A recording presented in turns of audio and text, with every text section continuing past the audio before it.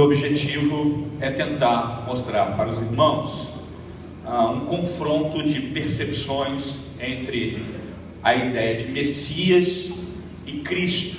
Em princípio, ao você ouvir isso, você vai dizer: poxa, é a mesma coisa, Messias e Cristo. Sim, mas o ambiente em que a palavra foi cunhada e utilizada, Messias, e o ambiente em que a palavra Cristo também foi utilizada, demonstram que talvez, ou em alguns momentos, elas não significam a mesma coisa. Depende da percepção de quem a pronuncia. Então a gente vai falar, vamos pensar em pluralidade da fé. Então são várias leituras sobre o mesmo personagem histórico, a saber, o nosso encontro, Jesus. Então eu trouxe algumas considerações, algumas linhas que enxergam Jesus ou olham para Jesus a partir de perspectivas onde existe um propósito de elucidar questões a respeito dessa figura histórica. A primeira é a imagem de Jesus, que é narrada pela arte sacra e no cinema. Eu até recomendo aos irmãos que conheçam o livro do André Leonardo Chevitarese, Jesus no cinema, onde ele trabalha as questões sobre Jesus nas narrativas, através desde lá dos primeiros filmes mudos a respeito de Jesus, até o Jim Caviezel agora no Cristo do Mel Gibson, né? Mas vamos pensar o seguinte: a imagem de Jesus era narrada pela arte sacra e no cinema, oferecendo sensações, esperanças, expectativas e familiaridades a quem olha. Eu olho para aquela figura chamada Jesus e sinto alguma coisa por ele. Há muitas narrativas de reis que procuraram, padres, papas que procuraram personagens, pessoas nas praças, nas ruas, na sociedade, que pudessem ser utilizadas como referência para as pinturas de Jesus. A segunda percepção se dá à pesquisa do Jesus histórico, que acredito ser hoje o melhor nome a ser pesquisado, John Dominique Crossan. Apesar de ser chamado de minimalista, ele ainda é a maior autoridade no assunto. O Jesus histórico, ele destitui completamente a ideia de alta e baixa cristologia. Não é interessante para ele trabalhar dentro dessa percepção. Na verdade, o objetivo é enxergar o personagem, ser humano, pessoa, Jesus.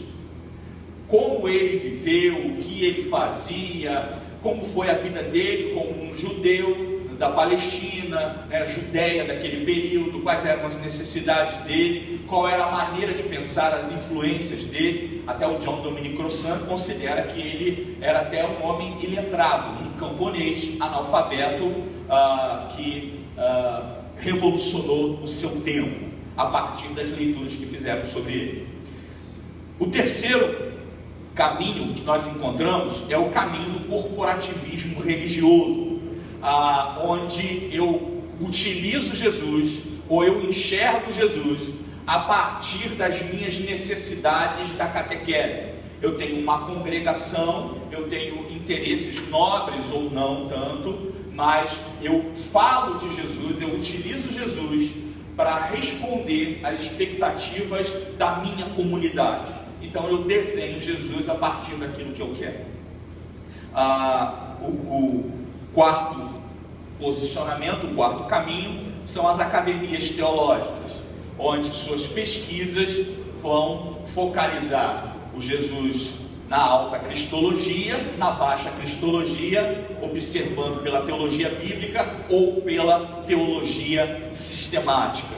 E vamos tentar entender Jesus a partir dos textos sagrados, fazer o que você e eu estamos fazendo aqui. Qual é o caminho que nós estamos utilizando hoje aqui? Uma academia teológica. É um quarto caminho de se enxergar Jesus. O quinto é o imaginário popular. O imaginário popular é o direito que todo mundo tem num lugar livre, e até mesmo num lugar onde você não é tão livre assim, é impossível aprisionar pensamentos. Então você tem a tua própria opinião sobre Jesus. Você tem a tua própria experiência com Ele. E baseado nisso, você tem o teu Jesus. O seu Jesus pode não se parecer com o meu Jesus. Por exemplo, quando eu vou a um movimento diferente do movimento batista, eu tenho experiências, eu vou a um culto onde a pregação sobre Jesus não necessariamente se parece com o Jesus que eu creio. O Jesus da minha experiência luminosa, da minha experiência pessoal, pode não se parecer tanto com o da tua experiência pessoal. É uma opinião que nós precisamos respeitar, porque está no campo da fé. Por isso, nós temos que enxergar Jesus a partir das visões de onde ele surgiu. Quando eu chamo Jesus de Messias, ou quando chamo Jesus de Cristo, eu tenho uma intenção no meu coração para fazer isso. Mas as pessoas que viveram antes de nós, no círculo, no período das testemunhas oculares, ou nos períodos posteriores, a falar Messias, falar Cristo, não necessariamente tem a mesma conotação que você e eu estamos utilizando hoje. Vamos entender o seguinte, vamos passar. Eu tenho ali a definição inicial de Messias. A palavra Messias vem de Mashiach, que significa untado, ungido, dando referência ao óleo que era derramado, representando separação para uma finalidade específica. Você já percebeu que quando você joga óleo sobre a água, os dois não se misturam? Então essa capacidade de não se misturar era a simbologia utilizada pelos hebreus para dizer que uma pessoa tem uma finalidade específica. Então, quais são as finalidades que um Mashiach recebia? Primeiro, esse Mashiach poderia ser ungido para guerrear.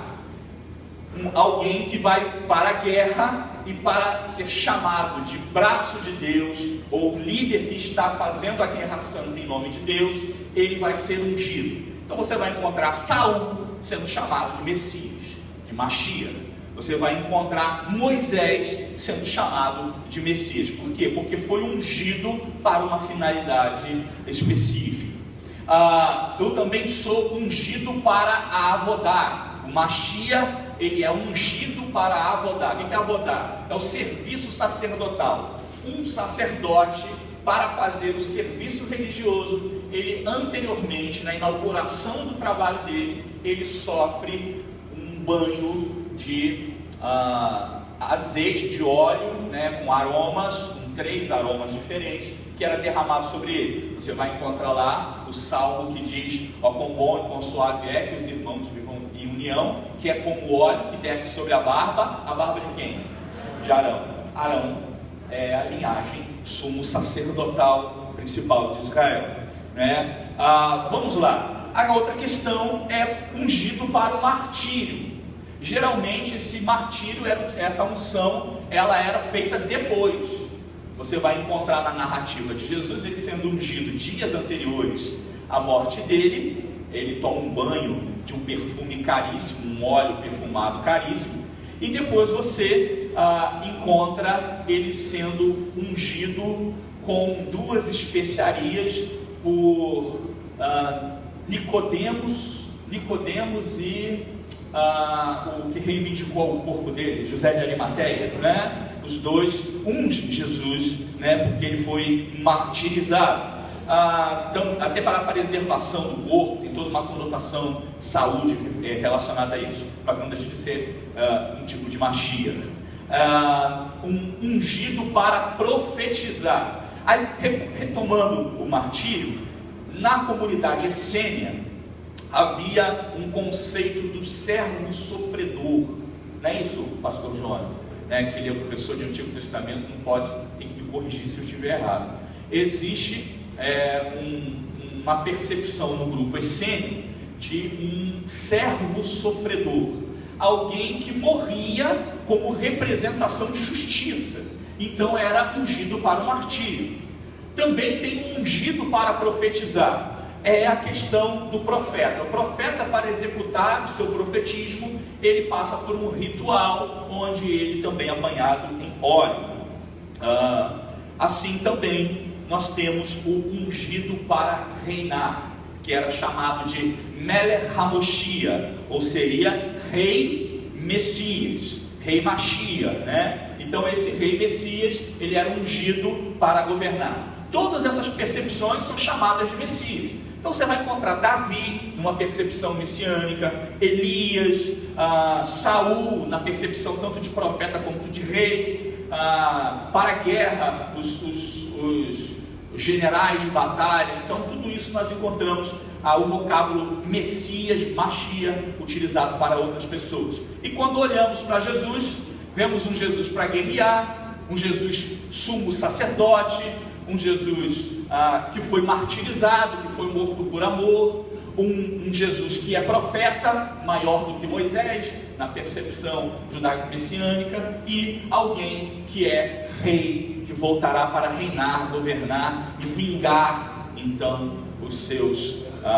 o martírio dos seus fiéis, aqueles que morreram por amor a ele, e que ainda morrem numa visão contemporânea. Está dando para perceber? Está dando para entender? Então vamos passar. Messias, em resumo, seria um homem cumpridor de profecias. Aqui não é mais Messias pluralizado, uma ideia de vários Messias, todo mundo pode ser Messias, até Israel já foi chamado de Messias. Não, agora seria o Messias. Surgiu uma ideia de alguém. Dentro do judaísmo havia um segmento que acreditava que existiria um ou dois Messias que governariam, que seria um cumpridor de profecias, que a chegada dele daria redenção a Israel. Então, um homem cumpridor de profecias. Jesus é considerado Messias pelos seus seguidores, por compreender que nele exista um quantitativo de profecias que tenham se cumprido. Mateus vai narrar 60 cumprimentos proféticos. 60 vezes Mateus vai dizer: para que se cumprisse a profecia, para que se cumprisse o que fora dito pelo profeta, para fazer cumprimento daquilo que foi dito pelas Escrituras, pelos profetas, pelos salmos, e assim por diante. São 60 narrações só em Mateus referentes a esse Messias que sacia as exigências das profecias antigas, das palavras antigas que eram dadas como sagradas e que deveriam apontar para aquele que seria o libertador, o redentor de Israel. Isso é Messias. Olha o tamanho disso. Falar Messias é falar basicamente isso que a gente viu até agora. Messias é alguém que cumpre critérios proféticos antigos. Para eu entender Jesus como Messias, eu não posso olhar para frente, eu tenho que olhar para trás.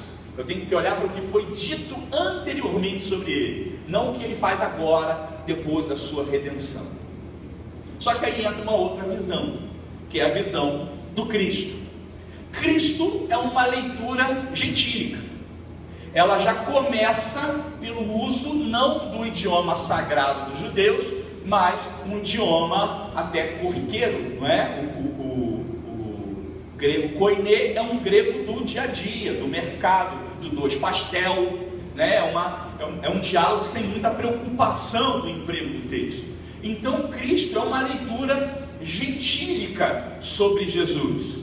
Seriam atributos desvinculados do ambiente religioso judaico. Não quer dizer com isso que eu estou desmerecendo Jesus, não.